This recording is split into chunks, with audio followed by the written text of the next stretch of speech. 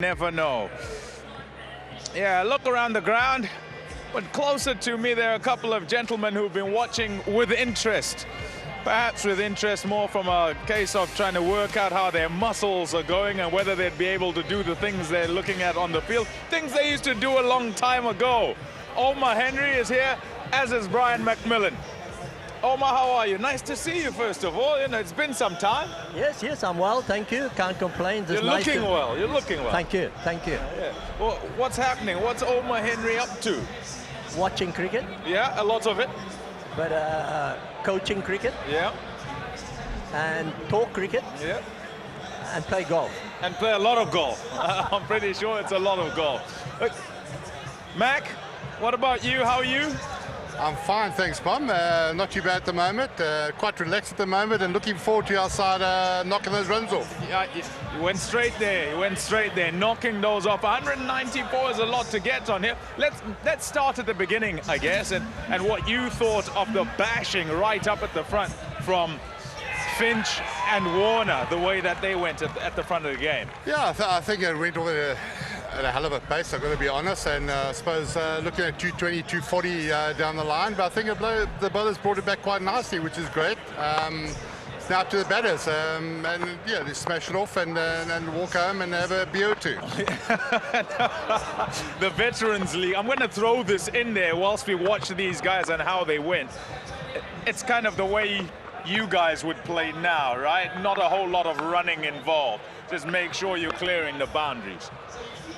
Well, I've got to be honest, in my days it was a nudge and graft for 1 or 2 runs. I mean, I remember the 92 World Cup, we used to try and defend 160, 170, 180 runs home, so you could help me right.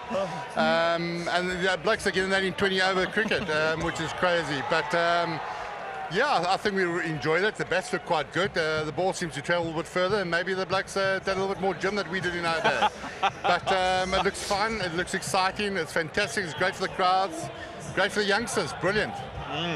Now, in a side that's preparing, and both these sides are preparing for a World Cup, and that's in October, and it's going to be in Australia. I know you previously were convener of selectors. Talk about South Africa a little bit, because you've been watching them a whole lot, and what you see in terms of this preparation and how the side's sort of coming together.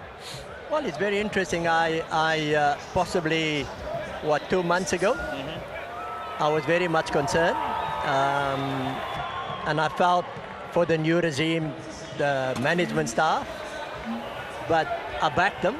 I think they've got the experience, and they can assist these players to give them confidence, self-belief. That is what they need, and it's beginning to show. They've still got time to really give the players the opportunity to grow and to get to the top form, so that at the end of the day they can take the right squad to the World Cup. And you can see the previous game how competitive they can become, and I think tonight might not be different either. They could take it right to the end, and for me to now, it's anyone's game. Let's talk Yorkers and bowling, and I know you probably don't bowl it. Do you?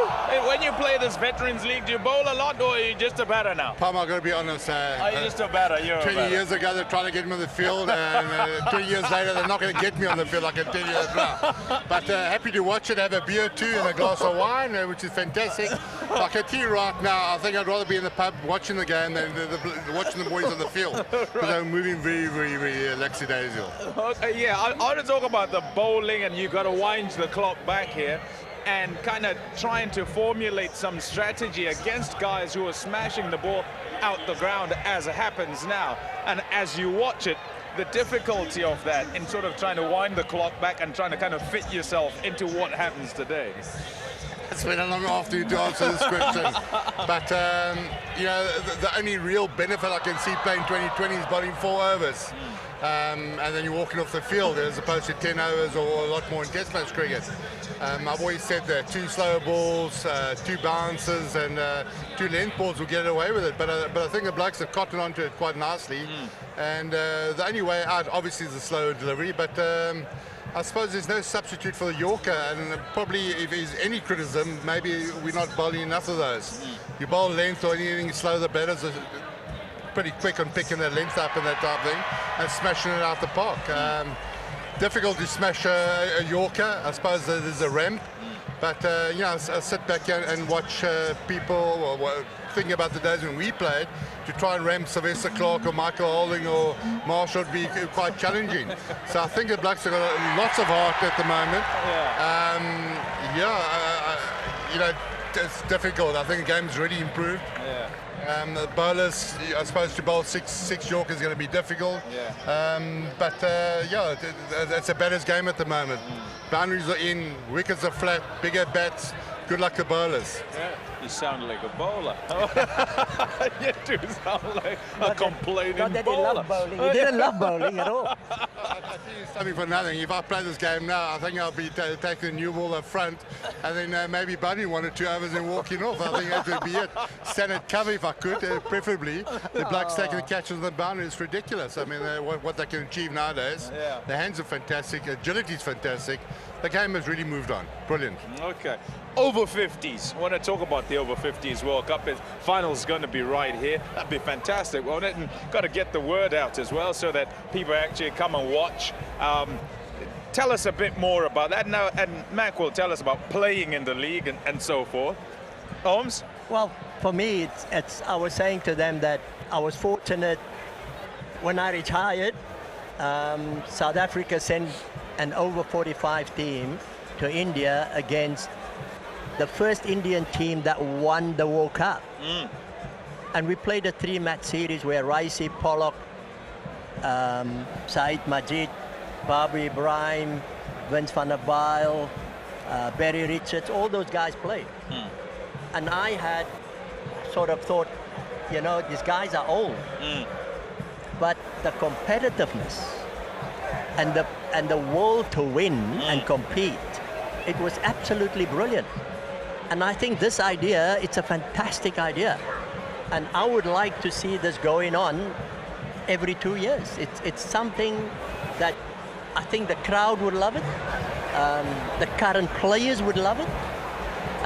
Because there's an enormous amount of experience. Apart from that, the camaraderie of everybody, because you meet those who you might have played with and against in times past. Mac?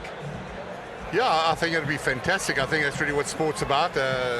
Quietly afterwards in the change room and reminisce about strategies and obviously encounters on the field.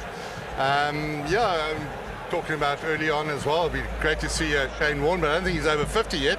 And I think I've got the AK-47 in the cupboard, as what he called it. But it'd be fantastic to have him here, and just reminisce about those days. AB, I don't know if he's here, but I mean, he was hiding in the corner when I walked in with the 9mm as opposed to AK-47. That's a story for another day. All the best during that Over-50s World Cup, and I guess all the best to the South Africans as they try to chase this down, because it's a big total.